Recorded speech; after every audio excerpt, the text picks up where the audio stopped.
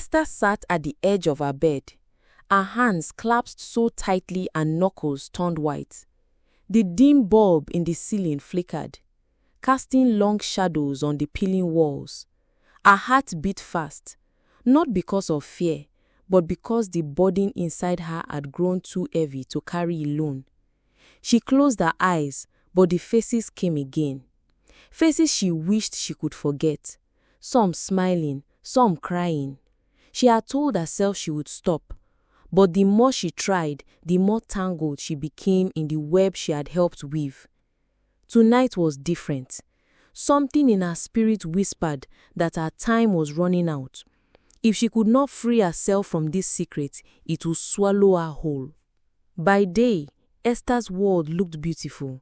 Her salon smelled of sweet hair creams and fresh flowers. Customers laughed and shared gossip as she styled their hair with a gentle touch. To anyone watching, she was the picture of kindness, a woman who loved her community. But once the sun dipped behind the horizon, the laughter faded, and so did the mask. She became someone else, someone she wished she didn't know. Her phone would ring, and a calm voice would give her instructions. Places to go, people to meet, promises to keep. Every night she told herself it was the last time, but morning always found her back in the salon, smiling, pretending the night before never happened. It started 5 years ago when her life was falling apart. Her rent was overdue, her salon was losing customers, and she was drowning in debts she could not repay. One rainy evening, she met a woman named Grace. Grace was elegant, with a silk scarf and a smile that could convince anyone to follow her. She offered Esther a way out. Medical expert, she called it. It sounded harmless, almost noble. Esther agreed before asking too many questions.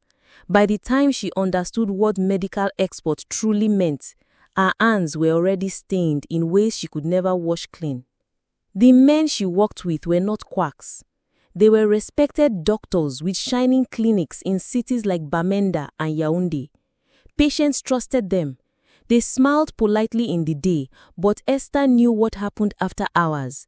It was like a hidden world. The white coats stayed the same, but the light in their eyes changed when no one else was watching. Behind locked doors, they spoke in hushed voices, exchanging coded words she had learned to understand. They were powerful, well-connected, and feared. If you were inside their circle, you stayed or you disappeared. The people they targeted were always those with no one to fight for them. Orphans, runaways, struggling young men, women escaping difficult homes. Esther's role was simple: be kind. Offer a smile, a warm meal, sometimes even the promise of a job in another city. She became a savior in their eyes, someone they could trust. They would follow her willingly, thinking they were stepping into a better life. But Esther knew better. Once they entered certain doors, they never walked back out. There was one girl Esther could never forget. Emily was just 15, with bright eyes that sparkled even when she was tired. Esther met her outside a small church where she was sitting alone with her head down. Emily told her she needed work to help her younger siblings. Esther smiled and promised her a housekeeping job in the city. Emily hugged her tightly and whispered, "God bless you, Auntie." 2 days later, that same bright spark in Emily's eyes was gone forever. Esther couldn't erase the image from her mind no matter how much she tried. The place where everything happened was nothing like a hospital. The air was too still, the walls too bare. There were no signs of comfort, only the hum of machines and the cold touch of metal. Esther would stand in the corner, her hands clenched, pretending not to hear the soft groans or see the stillness that followed. She told herself she wasn't the one doing it, she was just there. But deep inside, she knew the truth. Without her, some of those people would still be alive. Esther couldn't keep all the reminders, but some she couldn't throw away either. Behind her small house was a patch of ground no one touched. One night, under the dim light of the moon, she dug into that soil and placed Emily's old dress inside. She added a small perfume bottle that still carried her scent. The tears came before she could stop them. She covered the hole and told herself no one would ever know. But the smell of that perfume sometimes returned on the wind, as if Emily had found her way back. Every time Esther thought of leaving, she remembered the warnings. The people she worked with were not just doctors. They had friends in places that could make anyone disappear. Police officers, airport workers, even politicians.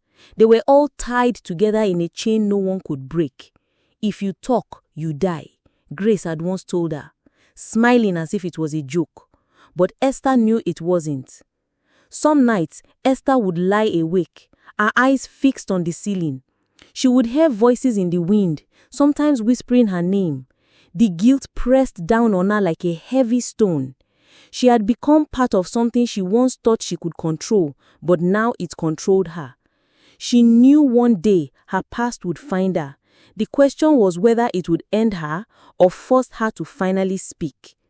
It was a quiet Thursday afternoon when a young man walked into Esther's salon.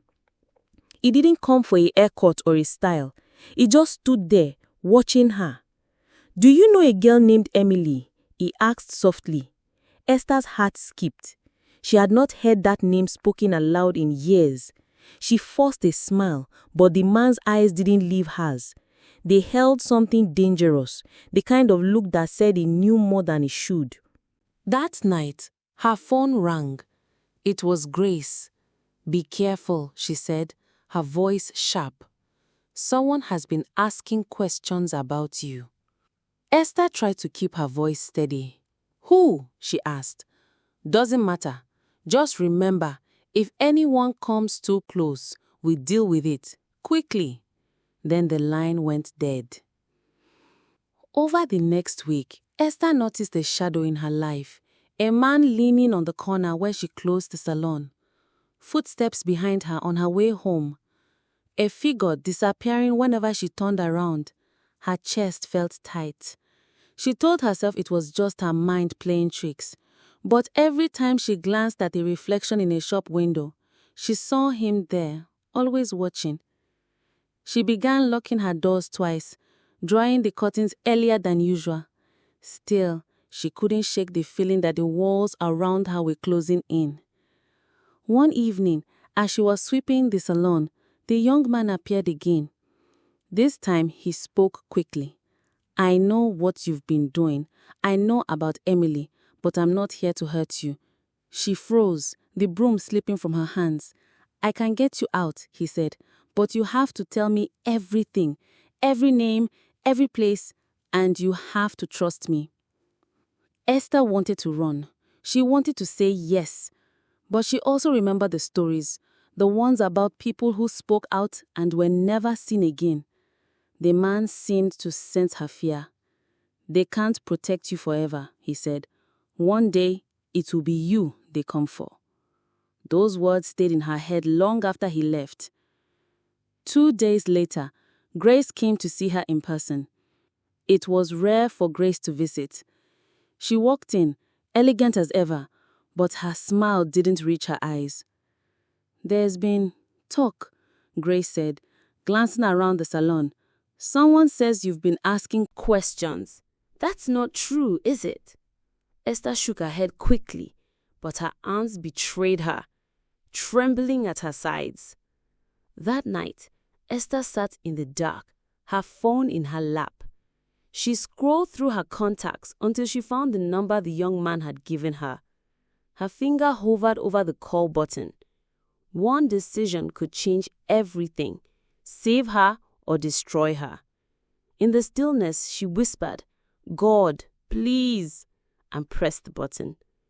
The meeting was set for midnight. She left her house quietly, a small bag clutched in her hand. Every sound made her heart race. The bark of a dog, the wind rustling through the trees. She reached the corner where the young man said he'd be, but instead of just him, a black car waited nearby, engine running. He stepped forward. "Hurry," he said, "we don't have much time." As she slid into the car, she glanced at the driver. Her blood ran cold. It was one of the doctors. Before she could speak, the doors locked with a sharp click. The young man looked at her with something between pity and regret. "I'm sorry," he whispered. "They found out." Her breath caught in her throat. The city lights blurred as the car sped away. The car stopped in front of a large, unfamiliar building. Grace stood outside, her hands clasped, a faint smile on her lips. "You could have stayed loyal, Esther. Now you're a risk." Esther's knees felt weak. The cold night air cut through her dress, but it wasn't the chill that made her shiver. She knew this was the moment her choices had led her to. Two men stepped forward, taking her by the arms. As they led her inside, she kept her eyes on the dark sky. She thought of Emily, her laughter, her trust, the way she had said, "God will bless you." A lump rose in her throat. She whispered, barely audible, "I'm sorry, Emily." They closed the heavy door behind her, shutting out the world. In that darkness, her thoughts became her only voice. "Now I just wanted someone to know, someone to carry my secret. I know God will punish me. I deserve it. But maybe, just maybe, someone will read this and save the next Emilian." If you are reading this, don't trust everyone who smiles at you. Not all women carry handbags. Some of us carry death. Now you know Esther's truth, a truth she carried too long until it swallowed her whole. But what about you? If you were Esther, would you have spoken out earlier, or would fear have kept you silent? Tell us in the comments. Do you think Esther deserved her fate, or was she only a victim of circumstance? Remember, not everyone who smiles at you means well. This is another haunting story from Samobaba Tales, where secrets, betrayal, and lessons from our world come alive. Subscribe, like, and share so more people can learn from stories like this. And don't forget to turn on notifications because the next tale might just change how you see the world.